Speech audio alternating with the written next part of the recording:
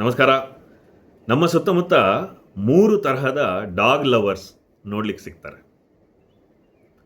ನಮ್ಮ ಸಂಸ್ಕೃತಿಯಲ್ಲಿ ಪ್ರಾಣಿಗಳನ್ನು ಮುಂಚೆಯಿಂದನೂ ಬಹಳ ಉನ್ನತವಾದ ಸ್ಥಾನ ಕೊಟ್ಟು ಕುಟುಂಬದ ಒಬ್ಬರು ಸದಸ್ಯರು ಅನ್ನೋ ಥರ ನೋಡಿಕೊಂಡು ಎಷ್ಟೋ ಪ್ರಾಣಿಗಳನ್ನು ಪೂಜಿಸ್ತೀವಿ ನಮ್ಮ ಸಂಸ್ಕೃತಿನಲ್ಲಿ. ಇವತ್ತಿಗೂ ಗೋಮಾತೆ ಅಂತ ಪೂಜಿಸೋದು ನಿಮ್ಮೆಲ್ಲರಿಗೂ ಗೊತ್ತಿದೆ. ಎಷ್ಟೋ ನಮ್ಮ ದೇವರುಗಳ ಫೋಟೋಗಳನ್ನು ನೋಡಿ, ಬಹಳಷ್ಟು ದೇವರುಗಳ ವಾಹನ ಪ್ರಾಣಿನೇ. ನಾಯಿ ಯಾವ ದೇವರ ವಾಹನ ಅಂತ ಗೊತ್ತಾ ನಿಮಗೆ? ಗೊತ್ತಿದ್ರೆ ಕಮೆಂಟ್ ಮಾಡಿ, ಇಲ್ಲಾಂದರೆ ಕೊನೆಯಲ್ಲಿ ಹೇಳ್ತೀನಿ. ನಮ್ಮ ಎಷ್ಟೋ ದೇವರುಗಳ ಭೂಷಣವೂ ಪ್ರಾಣಿಗಳೇ. ನಾಗಭೂಷಣ ಅಂತ ಕೇಳಿದ್ದೀರಾ? ಹಾಗೆ ಪ್ರಾಣಿಗಳಿಗೆ, ಪಕ್ಷಿಗಳಿಗೆ ವಿಶೇಷವಾದ ಸ್ಥಾನ ಕೊಟ್ಟು ಕುಟುಂಬದ ಸದಸ್ಯರಂತೆ ಪ್ರಾಣಿಗಳನ್ನು ಪ್ರೀತಿಸಬೇಕು ಅಂತ ಹೇಳ್ಕೊಡುವಂಥ ಸಂಸ್ಕೃತಿ ನಮ್ಮದು. ಕಾಲಕ್ರಮೇಣ ಈಗ ಮಾಡರ್ನ್ ಟೈಮ್ಸ್ ಬರ್ತಾ ಬರ್ತಾ ಬರ್ತಾ ಸ್ವಲ್ಪ ಹಿಂದಿನ ಕಾಲದಲ್ಲಿ ಸ್ವಲ್ಪ ಕುದುರೆಗಳಿಗೆ ಅಷ್ಟು ಬೆಲೆ ಇತ್ತು. ಗೋವುಗಳನ್ನು ಮುಂಚೆಯಿಂದನೂ ಪೂಜೆ ಮಾಡ್ಕೋತಾ ಬಂದಂಥ ಸಂಸ್ಕೃತಿ ನಮ್ಮದು. ಈಗ ಬರ್ತಾ ಬರ್ತಾ ಮಾಡರ್ನ್ ಟೈಮ್ಸಲ್ಲಿ ನಾಯಿಗಳಿಗೆ, ಬೆಕ್ಕುಗಳಿಗೆ ಮನೆಗಳಲ್ಲಿ ವಿಶೇಷವಾದ ಸ್ಥಾನ. ಇವತ್ತು ದ ಮ್ಯಾನ್ಸ್ ಬೆಸ್ಟ್ ಫ್ರೆಂಡ್ ಅಂತ ಏನು ಕರಿತೀವಿ, ನಾಯಿಗಳ ವಿಷಯ ಸ್ವಲ್ಪ ಮಾತಾಡೋದಿದೆ. ಈಗ ನಿಮಗೊಂದು ವಿಷಯ ಗೊತ್ತಾ? ಯಮನ ದ್ವಾರವನ್ನು ಕಾಯ್ತಾ ಇದ್ದವು ನಾಯಿಗಳು. ಇವತ್ತಿಗೂ 4 ನಾಯಿಗಳು ಯಮನ ದ್ವಾರವನ್ನು ಕಾಯ್ತವಂತೆ. ಈ ಥರ ನಮ್ಮ ಪುರಾಣದಲ್ಲಿ ನೂರಾರು ಕಥೆಗಳಿದೆ. ನಾಯಿ ಮ್ಯಾನ್ಸ್ ಬೆಸ್ಟ್ ಫ್ರೆಂಡ್ ಬರೀ ಮಾಡರ್ನ್ ಟೈಮ್ಸಲ್ಲಾಗಿದ್ದಲ್ಲ, ಅನಾದಿ ಕಾಲದಿಂದನೂ ನಮ್ಮ ಜೊತೆ ಇವೆ. ಮಹಾಭಾರತದಲ್ಲಿ ಧರ್ಮರಾಯನ ಜೊತೆ ಕೊನೆಗೆ ಸ್ವರ್ಗದ ಬಾಗಿಲು ತನಕ ಹೋದದ್ದು ನಾಯಿ, ಅವನ ಸಹೋದರರಲ್ಲ ಅಥವಾ ದ್ರೌಪದಿ ಅಲ್ಲ. ಈ ಕತೆ ನಿಮಗೆ ಗೊತ್ತಿರ್ಬೋದು.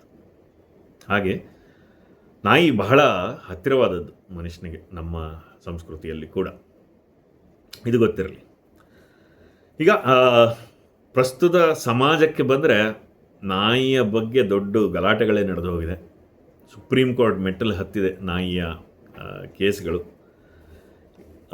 ಸಮಾಜ 2 ವಿರುದ್ಧ ಅನಿಸಿಕೆಗಳ ದಿಕ್ಕಿನಲ್ಲಿ ವಿಭಜನೆಗೊಂಡಿದೆ. ಬಹಳ ನೋಡಿದಾಗ ಬಹಳ ಬೇಜಾರಾಗುತ್ತೆ. ಎಷ್ಟೋ ಸಲ ಅರಿವಿಲ್ಲದೆ ಆಗಿರುತ್ತೆ, ಎಷ್ಟೋ ಸಲ ಬಹಳಷ್ಟು ಕಾರಣಗಳಿಂದ ಆಗಿರುತ್ತೆ. ಇರಲಿ, ಅದು ಬಹಳ ದೊಡ್ಡ ವಿಷಯ. ಸುಪ್ರೀಂ ಕೋರ್ಟ್ ತನಕ ಹೋಗಿರೋದ್ರಿಂದ ಅದನ್ನು ಮಾತಾಡೋಕ್ಕೆ ನಾವು ತುಂಬ ಚಿಕ್ಕವರು, ಅದು ಅಲ್ಲೇ ನಡೀಲಿ. ಆದರೆ ನಾನು ಹೇಳಕೊಟ್ಟಿರೋದೇನೆಂದರೆ, ಈ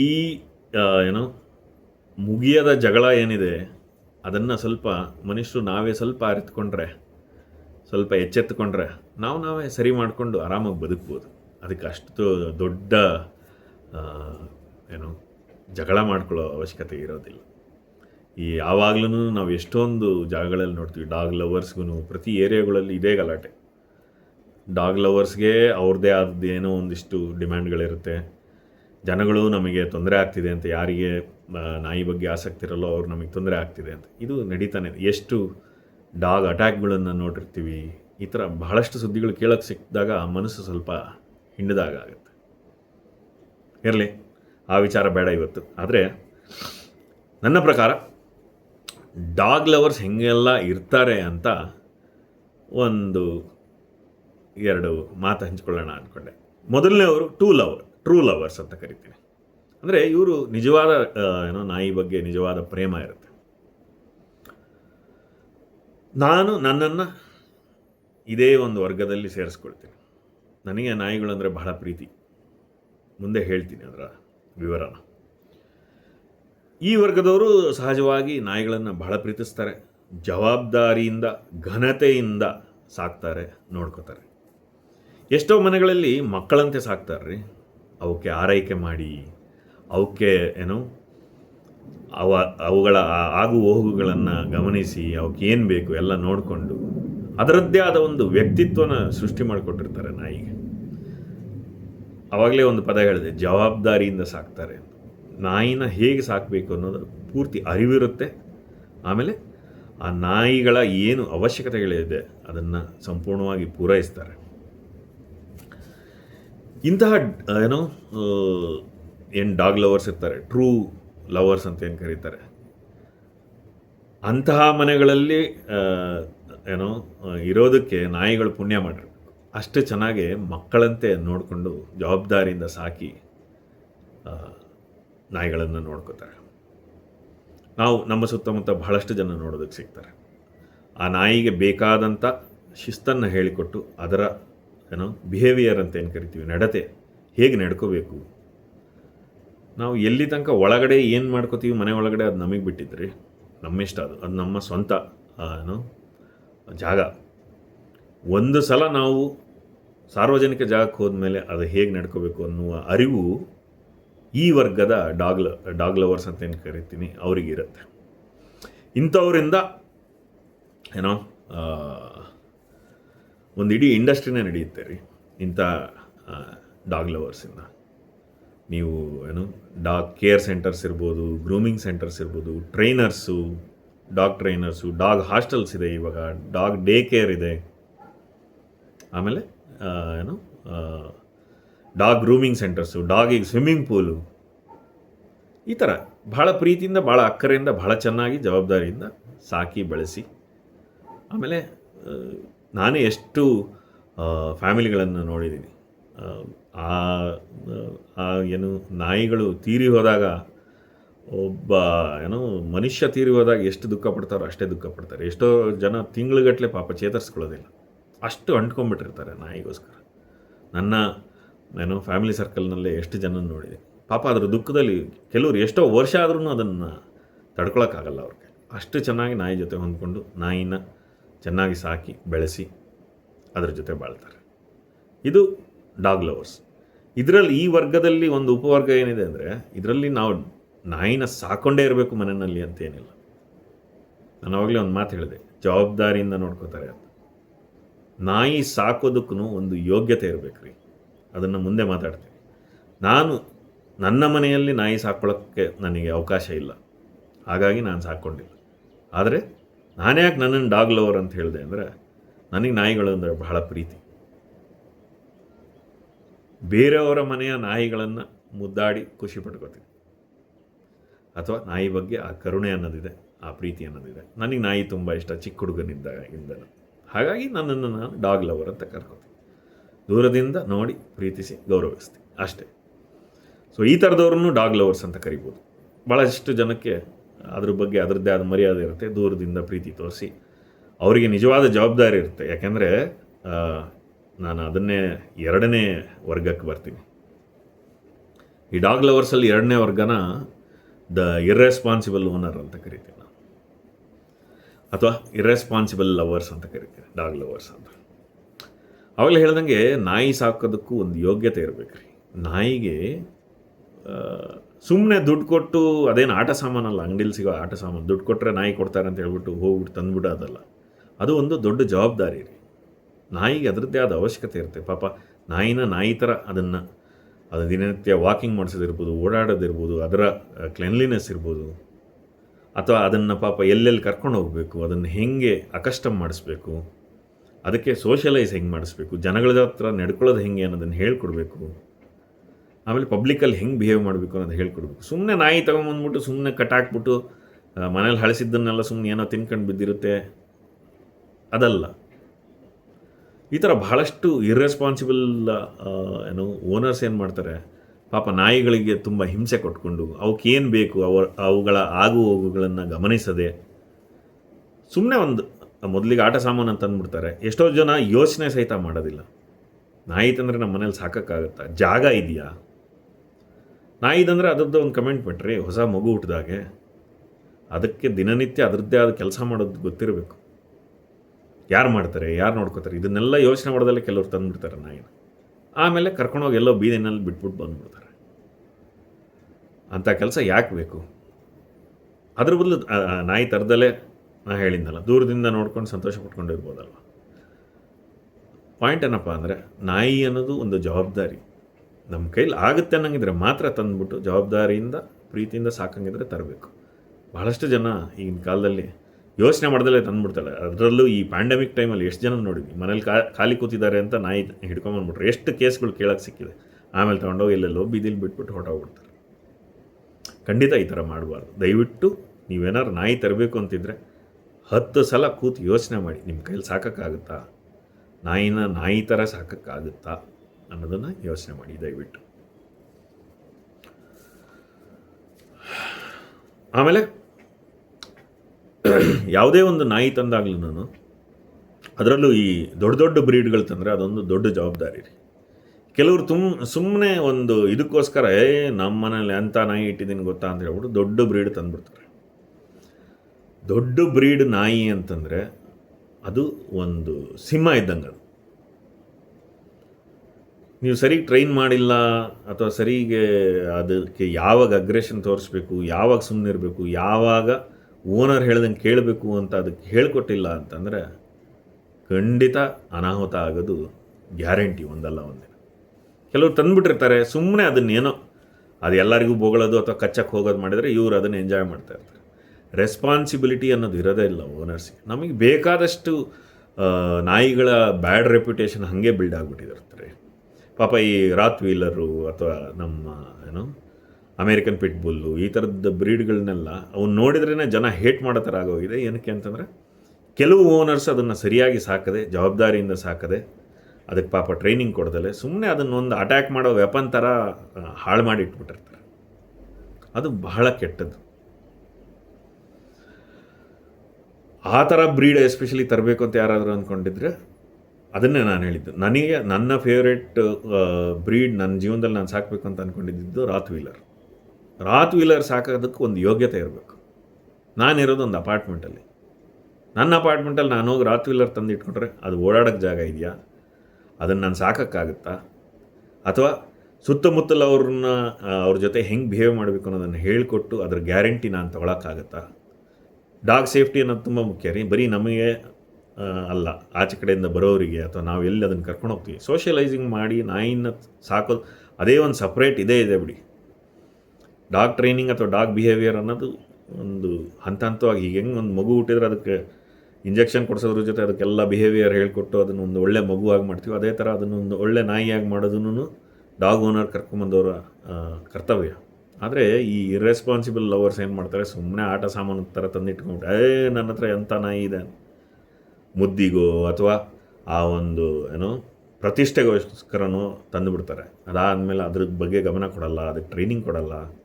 ಅದರಲ್ಲೂ ಈ ಥರ ಏನು ಫೆರೋಷಿಯಸ್ ಬ್ರೀಡ್ಸ್ ಇದೆ, ಸಖತ್ ಪವರ್ಫುಲ್ ಬ್ರೀಡ್ಸ್ ಅಂತ ಏನು ಕರಿತೀವಿ, ಬಹಳ ಜವಾಬ್ದಾರಿಯಿಂದ ಸಾಕಬೇಕಾಗುತ್ತೆ. ಸುಮ್ಮನೆ ಕರ್ಕೊಂಬಂದು ಕಟ್ಟಾಕೊಂಬಿಟ್ರಾಗಲ್ಲ. ಎಷ್ಟೋ ಜನ ನಾವು ವಾಕಿಂಗ್ ಮಾಡಿಸ್ಬೇಕಾದ್ರೆ ನೋಡ್ತಾ ಇರ್ತೀವಿ ಡಾಗ್ಗಳನ್ನ. ಅವರು ನಾಯಿನ ವಾಕಿಂಗ್ ಮಾಡಿಸ್ತಾ ಇದ್ದಾರೋ, ನಾಯಿ ಅವ್ರನ್ನ ವಾಕಿಂಗ್ ಮಾಡಿಸ್ತಾ ಇದ್ದಾರೋ ಅರ್ಥ ಆಗಲ್ಲ. ನಾಯಿ ಎಳ್ಕೊಂಡು ಹೋಗ್ತಾ ಇರುತ್ತೆ. ಯಾವಾಗ ಬೀಳ್ತಾರಪ್ಪ ಅನ್ನೋದು ನಮಗೆ ನೋಡೋರಿಗೆ ಭಯ ಆಗ್ತಾರೆ, ಹತ್ರ ಹೋಗೋದು ಬಿಡಿ. ಆ ಥರ ನಾಯಿ ಬಂದ ಮೇಲೆ ಯಾವುದೇ ನಾಯಿ ಆಗಲಿ ಅದು ನಿಮ್ಮ ಮಾತುಗಳನ್ನು ಕೇಳೋ ಅಷ್ಟರ ಮಟ್ಟಿಗೆ ಅದನ್ನು ತಯಾರಿ ಮಾಡ್ಕೋಬೇಕು. ಅದು ಬಹಳ ಮುಖ್ಯ. ಆವಾಗ ನಿಮ್ಮ ಜೀವನವೂ ಸುಂದರ ಆಗಿರುತ್ತೆ, ನಿಮ್ಮ ನಾಯಿ ಜೀವನವೂ ಸುಂದರವಾಗಿರುತ್ತೆ. ಆವಾಗ ಸುತ್ತಮುತ್ತಲಿನವ್ರ ಜೀವನವೂ ನೆಮ್ಮದಿಯಾಗಿರುತ್ತೆ. ಅದು ಬಹಳ ಮುಖ್ಯ. ಇದರಲ್ಲಿ ಅದೇ ಅಂಶವಾಗಿ ಇನ್ನೊಂದು ಹೇಳಬಲ್ಲೆ.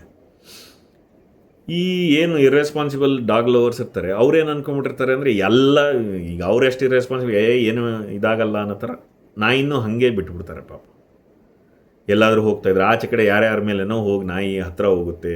ಬೇರೆಯವ್ರಿಗೆ ನಾಯಿ ಇದು ಭಯ ಇರ್ಬೋದು ಅನ್ನೋ ಪರಿಕಲ್ಪನೆ ಕೂಡ ಇರೋದಿಲ್ಲ ಇವ್ರಿಗೆ.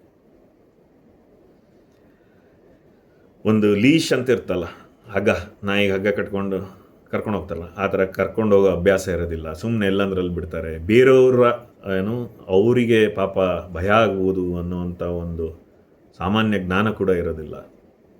ಸುಮ್ಮನೆ ಬೇಕಾಬಿಟ್ಟು ಎಲ್ಲಂದ್ರಲ್ಲಿ ಕರ್ಕೊಂಡು ಹೋಗು. ಏನು ಯಾರಾದರೂ ನೋಡಿದ್ರೆ ಅದೇನು ಮಾಡಲ್ಲ, ಅದೇನು ಮಾಡಲ್ಲ, ಹೆದರ್ಕೊಬೇಡಿ, ಓಡಬೇಡ್ರಿ ಅಂತಾರೆ. ಪಾಪ ಅವ್ರಿಗೆ ಜೀವ ಭಯ ಆಗ್ತಾ ಇರುತ್ತೆ. ಆ ಥರ ಒಂದು ಸಾಮಾಜಿಕ ಕಾಳಜಿ ಇಲ್ಲದೆ, ಸಾಮಾಜಿಕ ಜವಾಬ್ದಾರಿ ಇಲ್ಲದೆ ಬೇಕಾಬಿಟ್ಟಿಯಾಗಿ ಈ ಥರ ನಾಯಿ ಸಾಕೋರನ್ನ ಕಂಡಾಗ ಬಹಳ ಬೇಜಾರಾಗುತ್ತೆ. ಯಾಕೆಂದರೆ ನಾಯಿನ ಸಾಕಬೇಕಂದ್ರೆ ಬಹಳ ಪ್ರೀತಿಯಿಂದ, ಬಹಳ ಜವಾಬ್ದಾರಿಯಿಂದ ಸಾಕಿದರೆ ಎಷ್ಟು ಚೆನ್ನಾಗಿರುತ್ತೆ ಆ ಸಂಬಂಧ. ಆಮೇಲೆ ನೋಡೋರಿಗೂ ಖುಷಿ ಆಗುತ್ತೆ.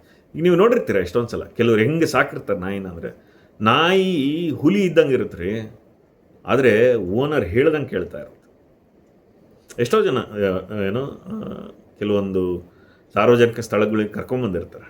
ನಮಗೆ ಬಹುಶಃ ನೀವು ಮೊದಲಿಗೆ ನೋಡಿದಾಗ ಅದನ್ನು ಭಯ ಆಗ್ಬೋದು, ಆದರೆ ಆ ಒಬ್ಬ ನಾಯಿ ಮಾಲೀಕ ಏನಿರ್ತಾನೆ, ಓನರು, ಅದನ್ನು ನಡೆಸುವ ರೀತಿಯನ್ನು ಕಂಡಾಗ ಯಾರಿಗಾದ್ರೂ ಒಂದು ಸ್ವಲ್ಪ ಧೈರ್ಯ ಬರುತ್ತೆ. ಹಬ್ಬ, ಅದೇನು ಹಂಗಿದೆ, ಆ ಥರ ಅವ್ರ ಮಾತನ್ನ ಕೇಳುತ್ತೆ ಅನ್ನೋಷ್ಟು ನಾವೇ ನಿಬ್ಬೆರಗಾಗೋಗ್ತೀವಿ. ಆ ಥರ ಸಾಕಿರ್ತಾರೆ ನಾಯಿ ಸಾಕೋದಂದ್ರೆ ಹಂಗೆ ಸಾಕಬೇಕು. ದೊಡ್ಡ ಬ್ರೀಡ್ ಆಗಿರಲಿ, ಚಿಕ್ಕ ಬ್ರೀಡ್ ಆಗಿರಲಿ. ಸುಮ್ಮನೆ ಹೋಗಿ ಎಷ್ಟೋ ನಾಯಿಗಳು ನೋಡ್ತೀವಿ, ಸಣ್ಣ ಸಣ್ಣ ನಾಯಿಗಳು ಸಾಕಿರ್ತಾರೆ, ಅದಕ್ಕೆ ಏನು ಹೇಳ್ಕೊಟ್ಟಿರಲ್ಲ. ಸುಮ್ಮನೆ ಎಗರಾಡ್ಕೊಂಡು ಹೋಗಿ ಯಾರ್ದೋ ಮೇಲೆ ಹತ್ತುತ್ತೆ. ಪಾಪ ಅವ್ರು ಹೆದರ್ಕೊಂಡು ಒದ್ದಾಡ್ತಿರ್ತಾರೆ. ನಂಗೆ ಈ ಥರ ಒಂದು ಇನ್ಸಿಡೆಂಟ್ ನೆನಪಾಗುತ್ತೆ. ಒಂದು ಸಲ ನಮ್ಮ ತಾಯಿಗೆ ಹಿಂಗೆ ಎಲ್ಲೋ ಹೋಗಿದ್ವಿ, ಇದ್ದಕ್ಕಿದ್ದಂಗೆ ಒಂದು ನಾಯಿ ಬಂದ್ಬಿಟ್ಟು ಮೇಲೆ ಹಾರ್ಬಿಡ್ತು. ನಮ್ಮ ತಾಯಿ ಪಾಪ ಎಷ್ಟು ಹೆದರ್ಕೊಂಡ್ರು ಅಂತಂದರೆ, ಈ ಥರ ಬಹಳಷ್ಟು ಉದಾಹರಣೆಗಳನ್ನ ಹೇಳ್ಬೋದು. ಹಾಗೆ ಒಟ್ಟಿನಲ್ಲಿ ನಾಯಿ ಸಾಕುವವರು ಆ ಒಂದು ಜವಾಬ್ದಾರಿಯಿಂದ ಅದಕ್ಕೆ ಕೊಡಬೇಕಾದ ಟ್ರೈನಿಂಗ್ ಕೊಟ್ಟು ಅದನ್ನು ಚೆನ್ನಾಗಿ ನೋಡ್ಕೊಳ್ಳೋದು, ಅದರ ನಡವಳಿಕೆಯನ್ನು ಚೆನ್ನಾಗಿಟ್ಕೊಳ್ಳೋದು ಬಹಳ ಮುಖ್ಯ ಆಗುತ್ತೆ. ಈ ಥರ ಕೆಲವರು ಬೇಜವಾಬ್ದಾರಿಯಿಂದ ನಾವು ಡಾಗ್ ಲವರ್ಸ್ ಅಂದ್ಕೊಂಬಿಟ್ಟು ಸುಮ್ಮನೆ ಡಾಗ್ ತಂದುಬಿಟ್ಟು ಪಾಪ ಅದನ್ನು ಕಟ್ಟಾಕಿ 4 ಗೋಡೆ ಮಧ್ಯೆ ಹಿಂಸೆ ಕೊಡ್ತಾ ಇರ್ತಾರೆ. ಆಗುತ್ತೆ ಅನ್ನಂಗಿದ್ರೆ ತೊಗೊಬಂದು ಸಾಕಿ, ಇಲ್ಲಾಂದರೆ ನಮಗೆ ಕಷ್ಟ ಆಗುತ್ತೆ ಅಂತ ಅನ್ನೋಂಗಿದ್ರೆ ಮುಂಚೆನೇ ಕೂತ್ಬಿಟ್ಟು ದಯವಿಟ್ಟು ಯೋಚಿಸಿ ನಾಯಿ ತರೋದಕ್ಕಿಂತ ಮುಂಚೆ. ಈ ವರ್ಗದವರಿಗೆ ನನ್ನ ಕಿವಿ ಮಾತಷ್ಟೇ, ಅಥವಾ ಒಂದು ಮನವಿ ಅಷ್ಟೇ. ಇನ್ನು 3ನೇ ವರ್ಗ ರೀ. 3ನೇ ವರ್ಗದವ್ರನ್ನ ನಾನು ಫೆನಾಟಿಕ್ಸ್ ಅಂತ ಕರಿತೀನಿ. ಫೆನಾಟಿಕ್ ಲವರ್ಸ್ ಅಂತ, ಅಂದರೆ ಮತಾಂಧರು ಅಂತಾರೆ. ಈ ವರ್ಗದವ್ರು ಏನಂದರೆ, ಅವರ ನಾಯಿಯ ಪ್ರೇಮ ಎಲ್ಲಿಗೆ ತಲುಪಿಬಿಟ್ಟಿರುತ್ತೆ ಅಂತಂದರೆ, ಏನಾದರೂ ಆಗಲಿ ನಾಯಿನೇ ಕರೆಕ್ಟ್ ಅಂತಾರೆ. ಈಗ ಎಷ್ಟೊಂದು ಕಡೆ ನಾವು ವಿಷಯಗಳು ಕೇಳೋಕ್ಕೆ ಸಿಗುತ್ತೆ. ಈಗ ಬೀದಿನಲ್ಲಿ ತುಂಬ ತೊಂದರೆ ಆಗ್ತಾಯಿದೆ, ಜನಗಳಿಗೆ ಓಡಾಡೋಕ್ಕೂ ದಾರಿ ಇಲ್ಲ, ಅಷ್ಟೊಂದು ಬೀದಿ ನಾಯಿಗಳು ಆಗ್ಬಿಟ್ಟಿದ್ದಾವೆ ಅಂತ ಒಂದಿಷ್ಟು ಜನ ಓಡಾಡ್ತಾ ಇದ್ದರೆ, ಈ ಥರದವ್ರು ಏನಾಗಲ್ಲ, ಅವ್ರು ಹೋಗ್ಬಿಟ್ಟು ಪಕ್ಕದ ಬೀದಿನಲ್ಲಿ ಅಥವಾ ಪಕ್ಕದ ಮನೆಯವರ ಯಾವುದೋ ಒಂದು ಮೂಲೆ ಜಾಗದಲ್ಲಿ ಹೋಗಿ ಊಟ ಹಾಕ್ತಾ ಇರ್ತಾರೆ. ಯಾಕೆಂದರೆ ಅವ್ರ ಅಂಗಳ ಚೆನ್ನಾಗಿರ್ಬೇಕಲ್ಲ. ಭಯಂಕರ ಪ್ರೀತಿ. ಆ ಪ್ರೀತಿ ಎಲ್ಲಿಗೆ ತಲುಪಿಟ್ಟಿರುತ್ತೆ ಅಂದರೆ 1 ಡೈಮೆನ್ಷನಲ್ ಅಂತ, ಬೇರೆ ಏನು ಕಾಣಿಸೋದಿಲ್ಲ ಅವರು. ಈ ಕಾಲೇಜ್ ಹುಡುಗರು ಹೊಸದಾಗಿ ಲವ್ವಲ್ಲಿ ಬಿದ್ದಾಗ ಪ್ರಪಂಚ ಏನು ಕಾಣಿಸ್ತಿರಲ್ವಲ್ಲ, ಆ ಥರ ಇವರ ಪ್ರೀತಿ ಅತಿರೇಕಕ್ಕೆ ತಲುಪಿಬಿಟ್ಟಿರುತ್ತೆ. ಯಾವ್ದಾರ ನಾಯಿ ಬಂದು ಯಾರಿಗೋ, ಈಗ ನಮ್ಮ ಏರಿಯಾದಲ್ಲಿ ಯಾವುದೋ ನಾಯಿ ಬಂದು ಯಾರೋ ಒಬ್ಬರು ಅಜ್ಜಿ ಕಚ್ಚಿತು ಅಂತ ಇಟ್ಕೊಳ್ಳಿ, ಅಜ್ಜಿದೇ ತಪ್ಪಿರುತ್ತೆ, ನಾಯಿ ಯಾಕೆ ಸುಮ್ಮನೆ ಕಚ್ಚುತ್ತೆ ಅಂತಾರೆ. ಅಥವಾ ಎಷ್ಟೋ ನಮಗೆ ಪಾಪ ನ್ಯೂಸ್ಗಳಲ್ಲಿ ಕೇಳೋಕ್ಕೆ ಸಿಗುತ್ತೆ, ಯಾವುದೋ ಸಣ್ಣ ಮಗುನ ನಾಯಿಗಳು ಸೇರ್ಕೊಂಡು ಅಟ್ಯಾಕ್ ಮಾಡಿ ಕಚ್ಚಿತು ಅಂತ. ಈ ವರ್ಗದ ಜನ ಹೇಳೋದೇನಂತಂದರೆ, ಮಗುದೇ ತಪ್ಪಿರುತ್ತೆ, ನಾಯಿ ಎಲ್ಲರೂ ಸುಮ್ಮನೆ ಕಚ್ಚೋದು. ಎಲ್ಲರೂ ಕೇಳಿದ್ರೆ ನಾಯಿ ಯಾಕೆ ಕಚ್ಚುತ್ತೆ? ಪಾಪದ್ರಿ, ನಾಯಿ ಕಚ್ಚೋದಿಲ್ಲ ಯಾವತ್ತು.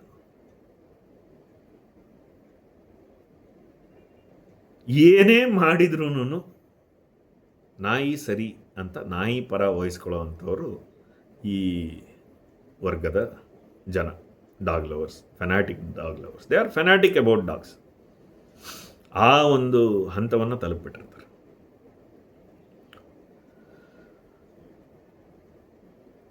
ಬೇರೆ ಒಂದು ಪಾಸಿಬಿಲಿಟಿ ಇದೆ ಅಂತನೂ ಅವರು ಯೋಚನೆ ಮಾಡೋದಿಲ್ಲ. ಏನೇ ಆಗಲಿ ನಾವು ನಾಯಿ ಪರ ಅಂತ ನಿಂತ್ಬಿಟ್ಟಿರ್ತಾರೆ. ಇದು ಎಲ್ಲ ಕಡೆ ನಮಗೆ ಇವತ್ತು ಸಮಾಜದಲ್ಲಿ ನೋಡೋದಕ್ಕೆ ಸಿಗ್ತಾ ಇದೆ. ಇರಲಿ, ನಾನು ಅವ್ರು ಸರಿ ತಪ್ಪು ಅಂತ ಹೇಳ್ತಾ ಇಲ್ಲ, ಅದು ನಿಮ್ಮ ಆಯ್ಕೆ. ನೀವು ಇದರಲ್ಲಿ ಯಾವ ಪರ ಇದ್ದೀರಾ, ನೀವು ಏನು ಮಾಡ್ತೀರಾ, ಅದು ನಿಮ್ಮ ಆಯ್ಕೆ. ಆದರೆ ಒಮ್ಮೆ ಯೋಚನೆ ಅಂತೂ ಮಾಡ್ಬೋದು ಅಂತ ಹೇಳ್ತಾ ಇದ್ದೀನಿ.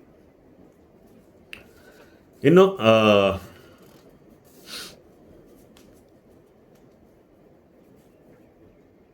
ಯಾವುದೇ ಪ್ರೇಮ ಆಗಲಿ, ಯಾವುದೇ ವಿಷಯ ಆಗಲಿ, ಎಲ್ಲದಕ್ಕೂ ಒಂದು ಮಿತಿ ಇರುತ್ತೆ ರೀ. ಈಗ ನಾನು ಮೊದಲಿನಲ್ಲೇ ಹೇಳಿದೆ, ನಾಯಿಗಳನ್ನು ಅಥವಾ ಯಾವುದೇ ಪ್ರಾಣಿಗಳನ್ನು ಪ್ರೀತಿಸಿ ಪೂಜಿಸುವಂಥ ಸಂಸ್ಕೃತಿ ನಮ್ಮದು ಅಂತ. ನಮ್ಮ ಕುಟುಂಬದಲ್ಲೇ ಒಂದು ಅನ್ನೋದು ನಮ್ಮ ದೇವರ ಪಾಠದಿಂದನೂ ನಾವು ಕಲಿತು ಬಂದಂಥ ಸಂಸ್ಕೃತಿ. ನಾಯಿಗಳು ನಮ್ಮ ಜೊತೆನೇ ಇದ್ದವು ಅನ್ನೋದಕ್ಕೆ ಬಹಳಷ್ಟು ಪುರಾವೆಗಳಿದೆ, ಬಹಳಷ್ಟು ನಮ್ಮ ಪುರಾಣವೇ ಇದೆ. ಮೊದಲಿಗೆ ಕೇಳಿದಾಗೆ ಅದಕ್ಕಿಂತ ಮುಂಚೆ ನಾಯಿಯನ್ನು ನಾರಾಯಣ ಅಂತ ಕರಿತೀವಿ ನಮ್ಮ ಸಂಸ್ಕೃತಿನಲ್ಲಿ. ನಾನು ಈ ಸಂಚಿಕೆ ಮೊದಲಲ್ಲಿ ಕೇಳಿದ್ದೆ, ನಾಯಿ ಯಾವ ದೇವರ ವಾಹನ ಅಂತ. ಎಷ್ಟು ಜನಕ್ಕೆ ಗೊತ್ತಿತ್ತು ಇದು? ಕಾಳಭೈರವನ ವಾಹನ ನಾಯಿ.